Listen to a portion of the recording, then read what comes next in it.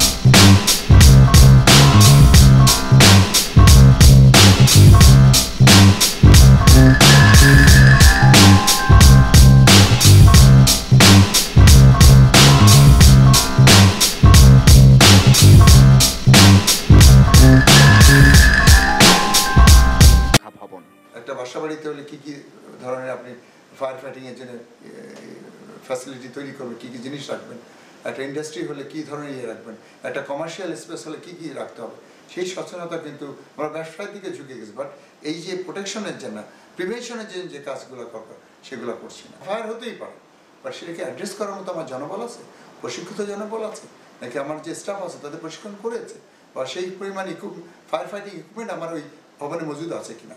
বেশিরভাগই অগ্নিকাণ্ডের কারণ বিদ্যুতের শর্ট সার্কিট, গ্যাস সিলিন্ডার বিস্ফোরণ, রাসায়নিক দ্রব্য আর অসতর্কতা। ফায়ার ব্রিগেড, সিটি কর্পোরেশন, বিস্ফোরক অধিদপ্তর, ডিসি অফিস, এই মোবাইল কোর্ট বা প্রতিনিয়ত এটা একটা চেকের মধ্যে রাখা, যাতে করে কেউ যেন বড় আকারে এখানে এই ধরনের ইয়ে না করতে পারে। জনগণ সচেতন হলে সব কিছু পাওয়া সম্ভব। যে আমার বাড়িতে যদি আমি কেমিক্যাল রাখতে না দিই, গ্রহণ না তৈরি করতে দিই, তাহলে কারো তো আমাকে প্রথমে সচেতন হবে। এতগুলো লাইভ চলে গেছে। ফায়ার সার্ভিসের এই সাবেক পরিচালক বলছেন, এখন আর কথা নয়, দরকার উদ্যোগের বাস্তবায়ন। সবাই সচেতন হলে এটা অনলি পসিবল। গোলাম কাদির বাবু, এটিএন নিউজ, ঢাকা। যোগ করতে চাইছিলেন স্থপতি ইকবাল হাবিব।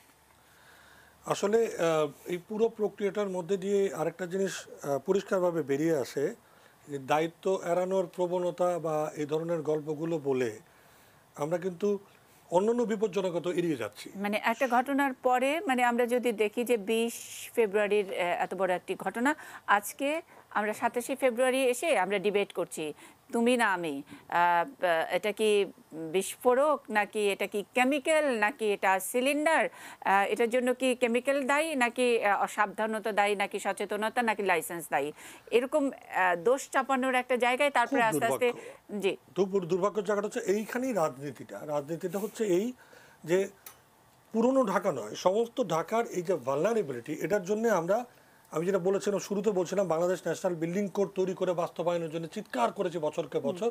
গত 9 বছর ধরে এটি বিভিন্ন মহল আটকে রেখেছে, কার্যকর করতে পারছি না। আমরা ডিটেল এরিয়া প্ল্যান নিয়ে অনেক আলোচনা আপনার এখানে এসে করেছি, কিন্তু সেটাও আমরা বাস্তবায়ন করতে পারলাম না, যাতে করে পরিকল্পিতভাবে একটা বসবাসযোগ্য নগরীর দিকে যেতে পারি। একই সঙ্গে আমাদের এই ডকুমেন্টের পর ডকুমেন্ট আমরা লিখেছি ডিজাস্টার রিস্ক রিডাকশন রেগুলেশন, অর্থাৎ এই বিপজ্জনকতাকে নিরসন করার জন্যে আমাদের কতগুলো প্রক্রিয়ার আইনি অনুশাসনেরও প্রয়োজন রয়েছে, যেটাকে আমরা বলি monitoring and check and balance. এই কার্যক্রম আমরা করলাম না। আচ্ছা, করলামটা তাহলে কি? করলামটা নির্বিকার থাকা এবং এই যে অপেক্ষা করলাম আরো একটি ডিজাস্টার, অবশ্যই অপেক্ষা করলাম। এই কথা তো বলার অপেক্ষা রাখে না যে প্রতি বছর নিমতলী দিবসে কেঁদে কেটে সবার কাছে গিয়ে হাত জোর করেছি, মানববন্ধন করেছি, ধর্ণা দিয়েছি। আজকে এই মন্ত্রী সেই মন্ত্রীকে গালাগালি করেন, উভয় মন্ত্রীর কাছে আমরা যে গিয়েছি তার প্রমাণ রয়েছে, পাত্তাই দেন নাই। কেন? মনে করেছেন এটি এমন কোনো বড় ঘটনা ঘটবে না। আপনি কি বিশ্বাস করেন ওই এলাকার মানুষও একই রকম ভাবে? এবং আজকে আপনি কি কারণে, যদি সত্যিকার অর্থে একটা কথা বলি, মাননীয় প্রধানমন্ত্রী সংসদে দাঁড়িয়ে একটু আগে বলেছেন মাদকের বিরুদ্ধে জিরো টলারেন্স, তাহলে এই যে বিপজ্জনকতা তার বিরুদ্ধে জিরো টলারেন্স ঘোষণা করবো না কেন? এবং তাই যদি হয়, জিরো টলারেন্স যদি একই রকম হতো, তাহলে যারা মাদক মজুত করেন, সরবরাহ করেন, পরিবহন করেন, তাদের প্রতি যেভাবে সরাসরি ক্রস ফায়ারে চলে যায়, সরাসরি তাদেরকে কোনো না কোনোভাবে প্রতিহত করা হয়, অথবা জঙ্গিবাদ যারা লালন করেন, আমার বাড়িতে আমি যাকে খুশি তাকে ভাড়া দিতে পারি, জঙ্গিকে ভাড়া দিতে পারি, এবং সেটা করার পরিণতিকে আমি জানি না। যদি আমি একই রকমভাবে এই বিপজ্জনকতার ব্যাপারে একই রকম যদি জানতাম যে আমার বিরুদ্ধে যথেষ্ট প্রখর কঠোর ব্যবস্থা নেওয়া হবে, আমি বিশ্বাস করি এই অবস্থা থাকবেই না। তবে হ্যাঁ, এই ট্রানজিশনের সময় হয়তো লাগবে, কিন্তু কঠোর হওয়ার সময় এখনই। আপনি কঠোর শুরু করেন, রেগুলেশন শুরু করেন, আগুনের জন্য সময় লাগে না। যেটা আসলে শাকিল নওয়াজ বলছিলেন যে যখন নাকি এরকম দাহ্য পদার্থ অর্থাৎ এই কেমিক্যাল যখন থাকে তখন 30 সেকেন্ড। আপনি বলছিলেন যে এই মন্ত্রী সেই মন্ত্রী পাত্তা দেয়নি। একটা ছোট্ট রিপোর্টের দু একটি লাইন পড়ে শোনাতে চাই। ঢাকার চকবাজারে চুরিহাট্টায় ভয়াবহ অগ্নিকাণ্ডের ঘটনায় সাবেক শিল্পমন্ত্রী আমির হোসেন আমুকে দোষারোপ করেছেন আওয়ামী লীগের শরিক সাম্যবাদী দলের নেতা দিলীপ বড়ুয়া, যিনি আমুর আগে শিল্পমন্ত্রীর দায়িত্বে ছিলেন। তিনি ছিলেন 5 বছর, তারপরের 5 বছর আমির হোসেন আমু। শনিবার 14 দলের প্রতিনিধি দলের সঙ্গে চকবাজারে ঘটনাস্থল পরিদর্শনে গিয়ে এ বিষয়ে তিনি কথা বলেন। 2010 সালে নিমতলীর আগুনের ঘটনার সময় শিল্পমন্ত্রীর দায়িত্বে থাকা দিলীপ সাংবাদিকদের বলেন, আমাদের যে শিল্পমন্ত্রী ছিলেন উনি যদি সিরিয়াসলি কেমিক্যাল গোডাউন ও কারখানা সারানোর বিষয়টি টেক আপ করে নিতেন, তাহলে হয়তো এতদিনে পুরান ঢাকার কেমিক্যাল গোডাউন রিলোকেট করা সহজ হতো। রিলোকেট করা নিয়েও কিন্তু দোষ চাপানো এবং রাজনীতি কি খালি শুধু এখানেই, নাকি টাকার খেলাও আছে এখানে? ব্যাংকগুলো আমাদেরকে জিম্মি করে ফেলেছে, অন্তত পুরনো ঢাকায় যারা ব্যবসা করেন, যাদের এইরকম ছোট ছোট কারখানা আছে, সেই বিষয় নিয়ে একটু আমি শুনতে চাই শাকিল নওয়াজ। আপনাকে ধন্যবাদ। আমি একটু এই দিচ্ছি যে বিদেশে একটা ওয়ার্ড আছে যেটা যে if you spend 1 taka for the safety you can save $10 taka. তো আমাদের যে যারা ব্যবসায়ী ভাই আছেন তাদের শুধু ইনভেস্টটা শুধু টাকা ইনকাম করার জন্য, আমি তাদেরকে বলবো যে আপনি যে টাকাটা ইনভেস্ট করছেন, হোয়ার ইজ দি সেফটি? আপনি যদি এইটা যদি ইনশিওর করে করতে পারেন তাহলে কিন্তু হবে কি, দেখেন বাংলাদেশ হলো গ্রোয়িং ডেভেলপিং কান্ট্রি, এখানে ইন্ডাস্ট্রিয়ালাইজেশন হচ্ছে, এখানে কিন্তু ইন্টারন্যাশনাল এরিনাতে আমাদের হিউজ কিন্তু ইমেজ একটা ডেভেলপ হয়েছে। সেই ইমেজটা কিন্তু অল অ্যান্ড সার্টেন কিন্তু ড্যামেজ হইতে পারে না একটা বড় আগুনের জন্য। সেটার জন্য কিন্তু সেফটি অবলম্বন সব জায়গায় করা উচিত। আমরা কিন্তু ফায়ার সার্ভিস, সিভিল ডিফেন্স বিভিন্ন জায়গায় আমরা কথা বলে আসতেছি যে ব্যাংক লোনের ক্ষেত্রে অবশ্যই জানি ফায়ার সার্ভিস, সিভিল ডিফেন্সের এনওসিতে নো অবজেকশন সার্টিফিকেট নেওয়া হয়। তাহলে আমরা বলতে পারবো এক লোককে আপনি হয়তো 25 কোটি টাকা দিলেন একটা বিজনেস করার জন্য, তো সে আমাদের কাছে যদি এনওসি নেওয়া হয় তাহলে আমরা কিন্তু অন গ্রাউন্ডে যে দেখবো আসলে তার ওই যে জায়গায় যে টাকাটা ইনভলভ করবে সেখানে তার সেফটি পর্যাপ্ত আছে কিনা। আজকে থিঙ্ক অ্যাবাউট দি পুরান ঢাকার যে মঞ্জিলের কথা আপনি বলছেন, সেখানে অবশ্যই ব্যাংকের লোন আছে, কিন্তু ব্যাংক কিন্তু এখন দেখেন লায়াবিলিটি ইয়েতে পড়ে গেল, মানে টাকার কথা কোনো বলছেন। সেফটি হচ্ছে না। তো আমি আপনার মাধ্যমে এটাই বলতে চাই যে কেউ রেগুলেটরি বডি অনেক এখানে কাজ মানে করছেন। আপনি একটা হিসাব দিচ্ছিলেন প্রায় 26,000 কোটি টাকা না, ওখানে এটা ইনভেস্ট বলে করা মারুফ ভাই বলছিলেন বলতেছেন জি। যে পুরাতন ঢাকায় 26,000 কোটি টাকা মারুফ ভাইয়ের স্টেটমেন্টের আমি মারুফ ভাইয়ের কাছ থেকে একটু শুনতে চাই 26,000 কোটি টাকা এখানে আছে। আপনারা কত হাজার কোটি টাকা এখানে লগ্নি করে রেখেছেন? ব্যাংকগুলো আপনাদেরকে জিম্মি করেছে না আপনারা জিম্মি না করেছেন? না, আমরা আসলে এইভাবে যে ব্যাংকে আমরা জিম্মি করছি বা ব্যাংক আমাদের জিম্মি করছে, আসলে এইভাবে আমি এই জিনিসগুলো দেখতে চাই না। আসলে ব্যাংক তো উইদাউট ব্যাংক ছাড়া তো আমরা আসলে কোনো প্রোডাক্ট বিদেশ থেকে আনতে পারবো না। আমাদের যে ব্যবসায়িক যে সিস্টেম, অবশ্যই ব্যাংকের হেল্প নিতে হবে।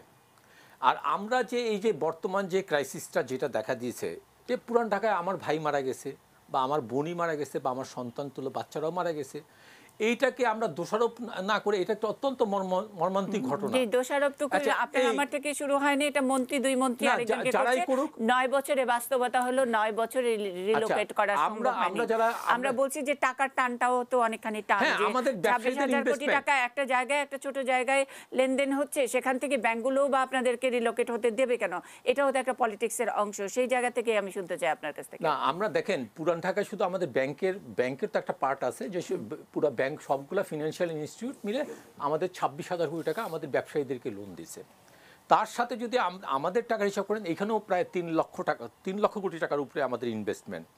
আর এই ব্যবসাটা আমাদের পুরান ঢাকার ব্যবসাটা যদি আপনি ঢাকা শহর যখন থেকে হয়েছে, তারপরে যখন ব্যবসা শুরু হয়েছে, আসলে এটা প্রথম দিকে এখানে ব্যবসা হওয়ার কারণটা কি, এটা তখন ছিল হলো নদীমাতৃক বাংলাদেশ, এবং এটা কিন্তু নদীর পাড়ে, টোটাল জায়গাটা কিন্তু আপনি দেখবেন যে নদীকে ঘিরে। হ্যাঁ, তো যাই হয়েছে তখনকার আমল আর এখনকার আমলের চিন্তার পরিবর্তন হবে। আমাদের তো 10 বছর আগে যে চিন্তা আমরা করতাম, এখন তো সেই চিন্তা করতেছি না। আমরা বলতেছি না এই দোষারোপ থেকে বের হব আমরা কিভাবে। তা আমরা তো কিছু ওয়ে নির্ধারণ করছি, যেমন আমাদের নিজ উদ্যোগে যেমন আপনি যদি এখন মিটফোর্ড আর্মেটলা যান, প্রত্যেকটা মার্কেটে আমাদের প্রচেষ্টায় যেইটুক সম্ভব ফায়ার প্রোটেকশনের ব্যবস্থা নেওয়া সেটা আমরা নিছি। আমরা প্রত্যেকটা মার্কেটে প্রত্যেকটা দোকানে আমরা ভিজিট করতেছি, আমাদের সমিতি থেকে ভিজিট করা হচ্ছে যে তোমার এখানে কোনো বিপজ্জনক কেমিক্যাল আছে কিনা। আসলে কেমিক্যালের তো অনেক রকম ক্যাটাগরি, অনেক কেমিক্যাল আছে যেগুলো মোটেই বিপজ্জনক না। তা আমরা বিপজ্জনক কেমিক্যালগুলোকে কিন্তু সরাচ্ছি। এখন আপনি অনেকে বলতে পারে যে ওনারা বলে যে এই কেমিক্যাল মানে ভালো না। আমরা যেই জিনিস আবারও আমরা কেমিক্যাল নয় রাজনীতির যে জিনিস মারুফ ভাইয়ের এই কনসেপ্ট থেকে বের হয়ে আসতে হবে। না ঠিক আছে, সব কেমিক্যাল আগুনের সংস্পর্শে নেকেডিয়াতে আসলে পরে আর বিভৎসতা রূপ পাবে, সেই জায়গায় আসলে যাব না আমরা। কেমিক্যাল না মানুষের মারা গেছে, না ওইটাই হলো মেইন ইস্যু, যে এতগুলো লোকের প্রাণহানি ঘটছে। এটা ঐতিহাসিক সত্যতার জায়গায় আসেন। হ্যাঁ, ঐতিহাসিক সত্যতা হলো, আপনি এটা ঠিক বলেছেন, নদী কেন্দ্রিকতায় এই নগরীর উৎপত্তি, এবং শপ হাউস অর্থাৎ নিচের দোকান, উপরে ব্যবসা কেন্দ্রের উপরে থাকা, এটিও কিন্তু এই নগরীর একটা, এই আদি নগরীর একদম ঐতিহ্যগত বৈশিষ্ট্য। কিন্তু পাশাপাশি আপনি যদি একদম পুরনো ঢাকা, আপনি যত বড় হয়েছেন ওই জায়গাটা বিশ্বাস করি, আপনি জানবেন নিশ্চয়ই যে ব্যবসার জায়গাগুলো আর থাকার জায়গাগুলো একাকার ছিল না। এর মধ্যে থাকার জায়গার কনসেন্ট্রেশনগুলো ব্যবসা থেকে একটু দূরে। দ্বিতীয়ত যে জায়গাটুকু অবশ্যই বুঝতে হবে, গত 30 বছরে এই ব্যবসার প্রকৃতি বদলেছে, এবং প্রকৃতি বদলাতে এমন প্রক্রিয়ার পদ্ধতি বা এমন জিনিস এসেছে যে আমি 21 তারিখে যখন ভিজিট করতে গেলাম, আমাকে একদল লোক ঘেরাও করে বললেন পরিবেশ নিয়ে কাজ করেন। এইটা মানে ওদের ভাষায়, যদি আপনার ভাষায় বলি, যে আমরা তো ছোটবেলা থেকে দানার ব্যবসা করতেছি, কই আগুন তো লাগে নিকে, ওখানে তো ঘন ঘন লাগে কেটে বাই করেন। আমি বললাম যে এটা তো একই দানা না রে ভাই, সেই সাগু দানা আর সেই কি বলে প্লাস্টিকের দানা, না সাগু দানা অথবা আমাদের ওই সারের দানা আর প্লাস্টিক দানা, এটা তো এক দানা না। আপনি দানায় যে পরিবর্তন এসছে সেই জায়গাটা দেখবেন না। এবং নিমতলির ঘটনার পরে তো বুঝেছেন এই দানা সেই দানা না। অর্থাৎ আমি যদি সবই আপেলের মতো দেখতে গ্রেনেড দিয়ে নাচানাচি করে বলি, ছোটবেলা তো মানে সেখানে আমাদেরও কিছু ভূমিকা আছে, আমরা পরিষ্কারও করতে পারিনি। আমরা বারবার বলছি যে আমি মেনে নেবই না। এই যারা পরিষ্কার করতে পারি না ভাবছি, অসচেতন জনগণ ভাবছি, তারা ভুল করছি। এই জায়গায় বিশাল জনগোষ্ঠী এই মুহূর্তে হতাশাগ্রস্ত, তারা কথা বলতে পারছে না। কারণ পুরনো ঢাকা তো সহজে ছাড়বেন না। পুরনো ঢাকা ঐতিহ্যের ঢাকা, পঞ্চায়েতের ঢাকা, পুরনো ঢাকা ঐতিহ্যের ঢাকা, সর্দার প্রথার ঢাকা। আমার নতুন ঢাকার সাথে পুরনো ঢাকা মেলাবেন না। ওখানে আপনি যা খুশি তা করতেই পারবেন না, আপনি যারা খুশি তাকে ইফটিজিং করতে পারবেন না, খবর আছে আপনার। এইরকম জায়গায় এই ঘটনা ঘটছে কেন? কারণ এদের অর্থনৈতিক পেশি শক্তির চাপ, এই যে পেশি শক্তির চাপ, রাজনৈতিক পেশি শক্তি, অর্থনৈতিক পেশি শক্তি এমন চেপে ঠেসে ধরেছে যে সাধারণ মানুষের এখন কথা বলার স্কোপ নাই। আপনি বলেন, জিজ্ঞেস করতে পারেন কি করে বলেন এটা। আমরা যখন প্রথম নিমতলির ঘটনা ঘটে, তারপরে ওখানে জনসংযোগ করে একটা গণ আন্দোলন তৈরি করলাম, পালিয়ে গেলেন এইসব গুদামজাতকারীরা, একদম ভেঙে গেলেন ওখান থেকে।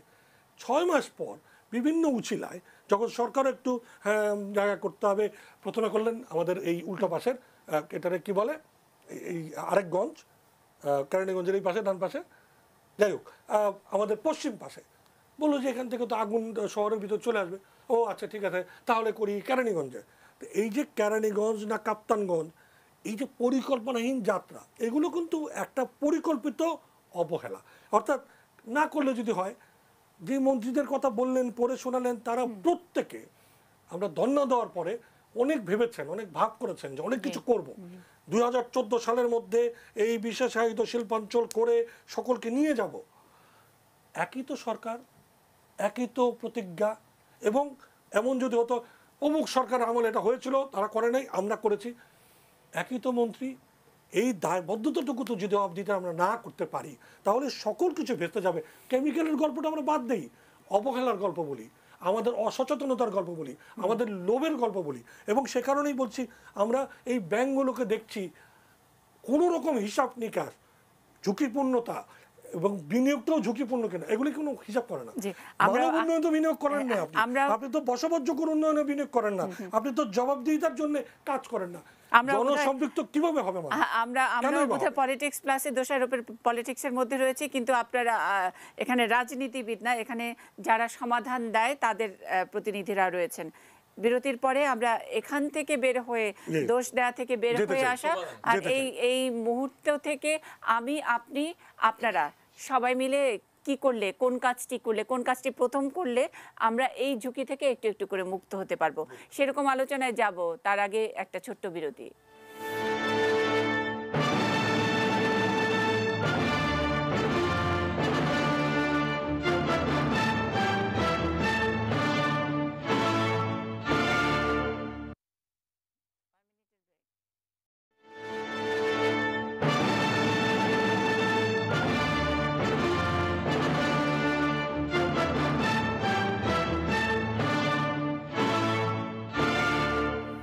SSRM পলিটিক্স প্লাস ঝুঁকি ট্রান্সফার আমাদের আজকের শিরোনাম। বিরতিতে যাবার আগে বলেছিলাম যে আমরা হয়তো এই রাজনীতির মধ্যে পড়ে গেছি, আমরা নানান দোষারোপের মধ্যে ছিলাম আলোচনায়, কিন্তু সমাধান যাত্রার নায়কেরাই আমাদের আজকের এই অনুষ্ঠানের অতিথি হিসেবে এসছেন।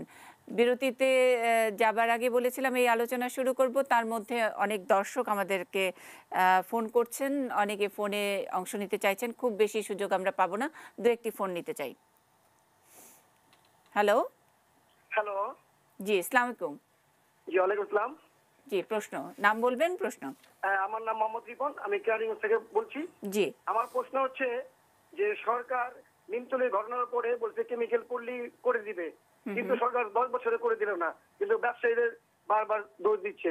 আমাদের যদি করে দিত আমরা অবশ্যই চলে যেতাম, কিন্তু এখন যদি এই সেক্টরটা বন্ধ হয়ে যায়। আপনি কি কেমিক্যালের ব্যবসা করেন ভাই? জি, আপনি কেমিক্যালের ব্যবসা করেন না? না না, আমি কেমিক্যালের ব্যবসা করি না।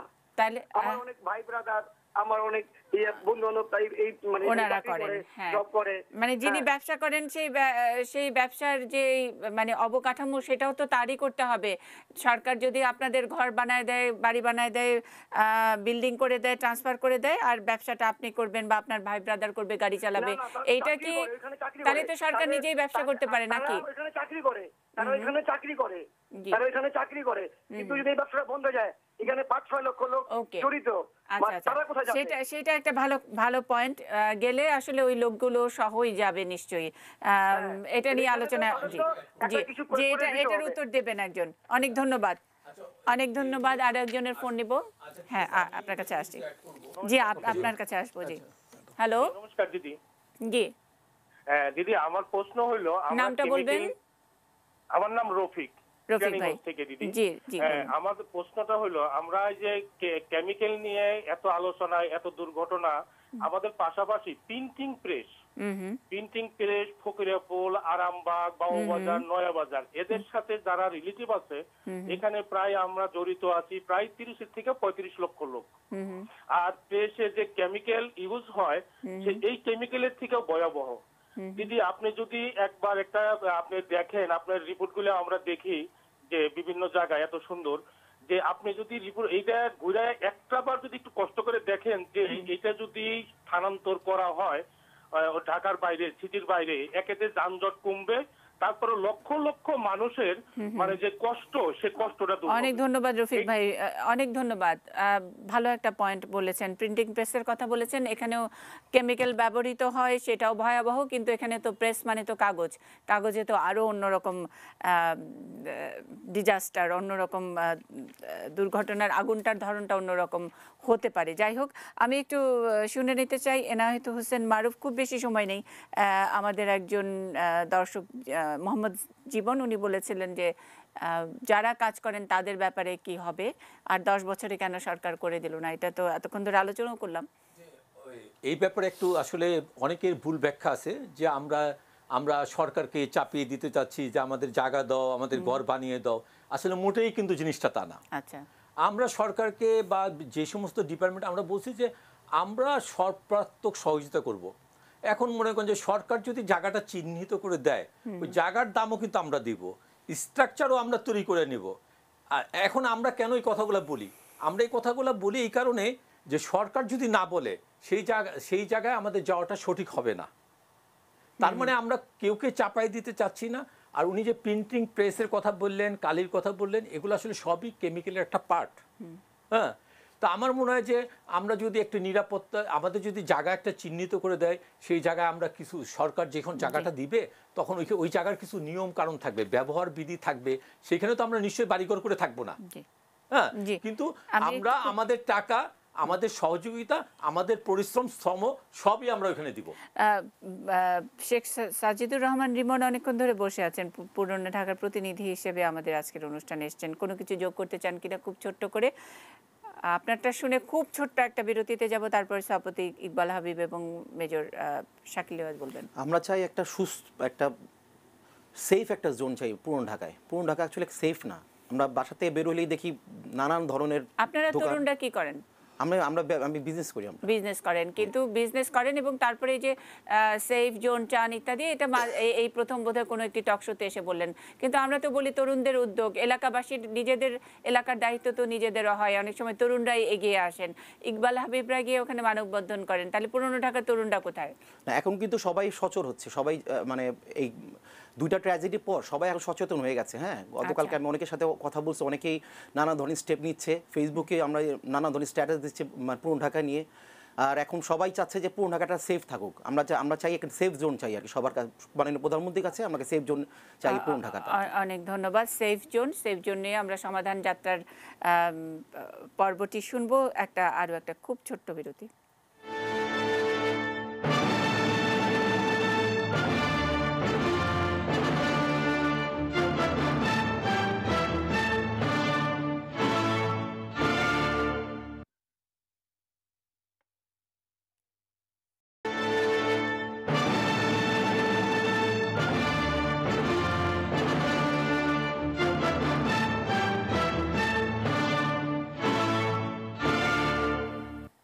ঝুঁকি ট্রান্সফার, আমাদের পলিটিক্স প্লাসের আজকের শিরোনাম। একেবারে শেষ ভাগে আছি, সমাধান যাত্রার কথা শুনবো। মেজর AK শাকিল রিয়াজ, তিনি বলবেন।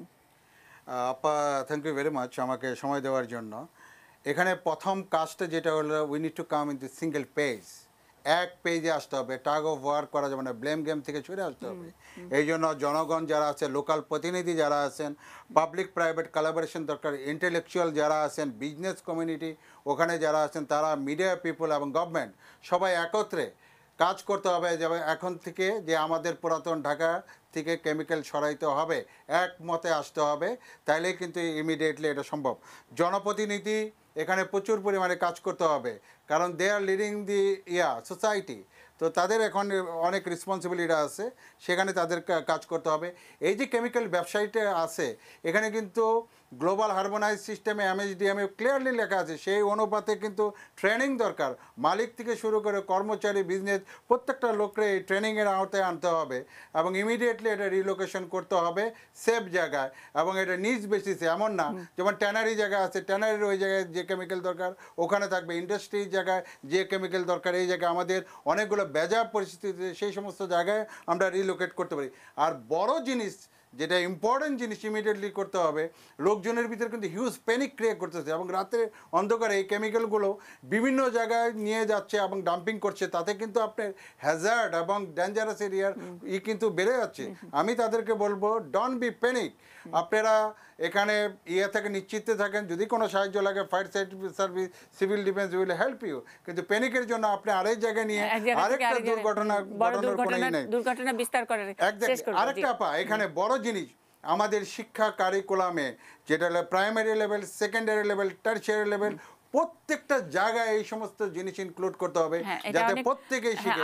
তাহলে কিন্তু কারিকুলামের জন্য অপেক্ষা করবে না, এখন একটু 1 ঘন্টা পরে বা 5 মিনিট পরে আগুন লাগতে পারে, সেটার জন্য ইমিডিয়েট কোনো ভলান্টিয়ার সার্ভিসের মতো কিছু করা যায়। ইকবাল হাবিব, সেই ট্রেনিং আমরা দিচ্ছি। কিন্তু প্রথমে অতি বিপজ্জনকতাকে চিহ্নিত করতে হবে, তার অপসারণ করতে হবে।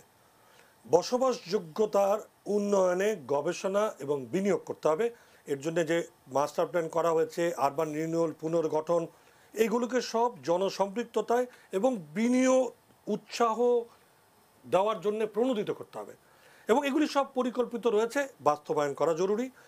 আর হতাশ জনগণকে জনসম্পৃক্ততায় নেওয়ার জন্য রাজনৈতিক অভিভাবকতায় একটি সামাজিক আন্দোলন গড়ে তুলতে হবে এবং এই সচেতনতা তৈরি হবে তখনই যখন জনপ্রতিরক্ষা বা সিভিল ডিফেন্স আমরা একটা ব্যাকবোন তৈরি করতে পারবো। জনগণের মধ্যে প্রয়োজন হলে দাঁড়ে দাঁড়ে গিয়ে, স্কুলে স্কুলে গিয়ে, এলাকায় গিয়ে, নোট পয়েন্টে গিয়ে, পাবলিক প্লেসে গিয়ে এই ফায়ার ব্রিগেড সিভিল ডিফেন্সের মূল কাজ হিসেবে জনসচেতনতা, জনসম্পৃক্তকরণ, এটার মাধ্যমে জনপ্রতিরক্ষার গুচ্ছ তৈরি করতে হবে। আমি একটু আইডিয়া চুরি করে আপনার সঙ্গে যোগ করতে চাই। সিভিল ডিফেন্সের কথা বললেন, জায়গায় জায়গায় গিয়ে বললেন। আমরা জানি ফায়ার সার্ভিস বিভিন্ন জায়গায় গিয়ে ফায়ার ড্রিল করে, সেটা না করে আমরা জানি যে সবুজ মানে ছাদ বাগান করার জন্য ঢাকা উত্তর সিটি কর্পোরেশনের একটি খুব অনন্য উদ্যোগ আছে। একটি গাড়ি গিয়ে যে কোনো একটা এলাকায় গিয়ে ছুটির দিনে বেরে গাছের চিকিৎসা দেয়। ঠিক ওরকম করে তো আমরা যে কোনো অ্যাপার্টমেন্ট, যে কোনো একটা জায়গায় গিয়ে সিভিল ডিফেন্স, মানে আমি বাক্যটি শেষ করতে চাই, অনেকে হয়তো বুঝতে পারবেন না যে একটি গাড়ি থেকে যে গাড়ি ভর্তি গাছ থাকে, গাছের ডাক্তার থাকে, তারা গাছগুলো দেখে যায়। আমাদের ফায়ার সার্ভিসেরও এই সিভিল ডিফেন্স ট্রেনিং এর একটি গাড়ি বা একাধিক, কেন আপনারা 50টিও গাড়ি করতে পারবেন, শুক্রবার শনিবার যে কোনো কনভিনিয়েন্ট দিনে যে কোনো এলাকায় গিয়ে এলাকার মানে যেখানে বসে আছে, জি রিমন ভাইদের মতো অনেক তরুণরা আছেন যারা বসে থাকেন বিকেলে ব্যাডমিন্টন খেলেন, তাদেরকে ট্রেনিং দেওয়ানো, একটি এলাকা জোন ভিত্তিক ভলান্টিয়ার গ্রুপ আগুন লাগার আগে এবং ঘরে ঘরে মা থেকে শুরু করে যিনি হেল্পিং হ্যান্ড, তাকেও একেবারে বেসিক আগুন নেভানোর বা আগুন থেকে সচেতন থাকার ট্রেনিংটি হ্যান্ড অন করার জন্য একটা কোনো উদ্যোগ নেওয়া যায় কি না। আমি পঞ্চবার্ষিকী পরিকল্পনা কালকে করতে হবে, কারিকুলাম দিতে হবে, তার চেয়ে একেবারে আমি এখন এই মুহূর্ত থেকে একটা এটার ব্যাপারে বলছি। Fire service civil defence huge এটা কিন্তু অ্যাওয়ারনেস প্রোগ্রাম পরিচালনা করছে। আপনার জন্য বলি, প্রত্যেক বৃহস্পতিবার রাত্রিবেলা আমরা মহড়া পরিচালনা করি, রবিবার পরিচালনা করি স্কুল, কলেজ, ইউনিভার্সিটিতে, এবং এলাকা ভিত্তিকে শুক্র শনিবার আমরা কিন্তু প্রচারণা করি এবং আমরা কিন্তু মেগা। আমরা আপনাদের এই কার্যক্রমটার প্রতি আমাদের শ্রদ্ধা আছে। আমরা দাঁড়িয়ে দাঁড়িয়ে দেখি, দাঁড়িয়ে দাঁড়িয়ে না দেখে আপনি আমাকে ট্রেনিং করালে, ইকবাল হাবিবকে ট্রেনিং করালে আমরা আপনাদের পার্ট হিসেবে সিভিল ডিফেন্সে অংশ নিতে পারবো, প্রতিটি জনগণ অংশ নিতে পারবে। আগুনের ঝুঁকি থেকে আমরা বাঁচবো, দেশও বাঁচবে। ইকবাল হাবিব এক লাইন বলবেন শেষ করব। লাস্ট যেটি বলতে চাই, পূর্বের সিদ্ধান্তগুলো বাস্তবায়নে সময় ভিত্তিক কর্মসূচি এবং সেটা জনগণকে জানিয়ে জনসম্পৃক্ততায় সেগুলি বাস্তবায়ন নিশ্চিত করা হোক এবং অবশ্যই এই জানমালের নিরাপত্তাজনিত কার্যক্রমে যারা জড়িত তাদের জবাবদিহিতাটা অবশ্যই নিশ্চিত করা প্রয়োজন। অসাধারণ জানমালের নিরাপত্তার জন্য যারা নির্দিষ্ট যাদের দায়িত্ব দেওয়া আছে তাদের জবাবদিহিতার আমি বিষয়টি একটা লাইন। আচ্ছা, আমাদের যে বর্তমান যে অবস্থা তৈরি হয়েছে এই অবস্থার প্রেক্ষিতে আমি একটা কথা বলবো যে সরকারি কোনো সংস্থা কোনো ধরনের ব্যবসায়ীদের কোনো ধরনের অভিযান চালিয়ে না চালানোর জন্যই আমরা অনুরোধ করব। কারণ এই ধরনের যদি কোনো অভিযান চালায় বা ধরপাকড়ার মধ্যে কোনো চিন্তা ভাবনা করে তাহলে ঝুঁকিটা কিন্তু বিভিন্ন জায়গায় ছড়িয়ে যাবে। ঝুঁকি ছড়ানো নয়, বিজনেস কমিউনিটি যারা আছে, বিজনেস কমিউনিটি বিভিন্ন অ্যাসোসিয়েশন, পুরান ঢাকা শুধু কেমিক্যাল ব্যবসায়ী আছে না, যত কেমিক্যাল ব্যবসায়ী অ্যাসোসিয়েশন আছে তাদেরকে এই ফায়ারের ঝুঁকি থেকে কিভাবে মোকাবেলা করা হয় তাদের প্রত্যেক ব্যবসায়ী, দোকানদার, স্টাফ অনেক ধন্যবাদ। ঝুঁকি ট্রান্সফার নয়, ঝুঁকি ছড়ানো নয়, ঝুঁকি বিস্তার নয়, ঝুঁকি কমানো। সেই ঝুঁকি কমানোর জন্য স্টেক হোল্ডার যারা আছেন, যারা জানমালের নিরাপত্তার জন্য কাজ করেন, যারা ব্যবসা করেন, যারা মানুষের উপকার করেন, দেশের উপকারের জন্য কাজ করেন বলে দাবি করেন, সকলের দায়িত্ব এটি একটি বাড়তি দায়িত্ব। আগুন বা দুর্ঘটনা এগুলো একটি বাড়তি দায়িত্ব। ঝুঁকি বিস্তারে নই, ঝুঁকি ট্রান্সফারেও আমরা বিশ্বাসী নই, আমরা ঝুঁকি নিরোধে বিশ্বাসী। এইটাই ব্রত হোক আমাদের এই আজকের দিনের। দেখা হবে আগামীকাল নতুন কোনো বিষয় নিয়ে।